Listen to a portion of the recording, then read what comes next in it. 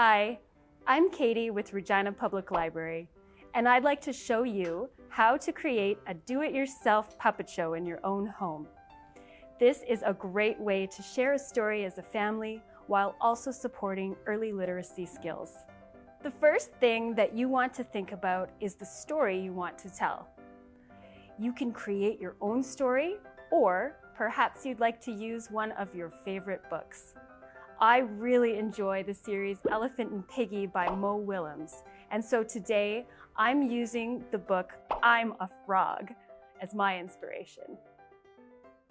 The next thing that you will want to think about is writing a script.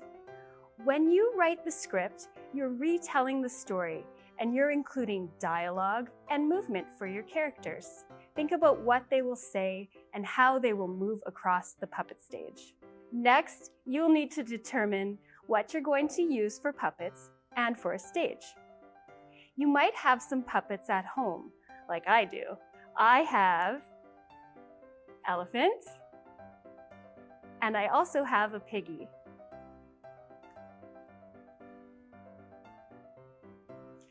If you don't have puppets, stuffed animals work as well. You could also put some socks on your hands, maybe glue some googly eyes onto there. If you like to draw like I do, you can create your own.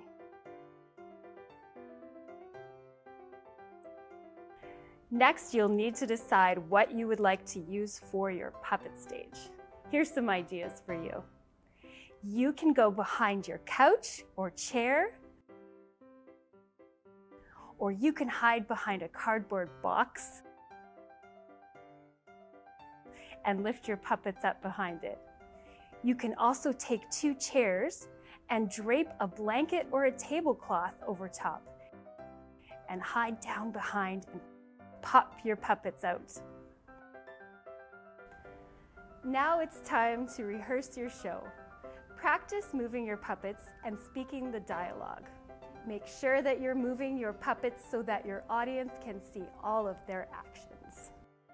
Finally, the time has come for you to perform your puppet show. Don't forget, when you are finished, take a big bow. For more great ideas, come and visit us at your local library branch or check out reginalibrary.ca.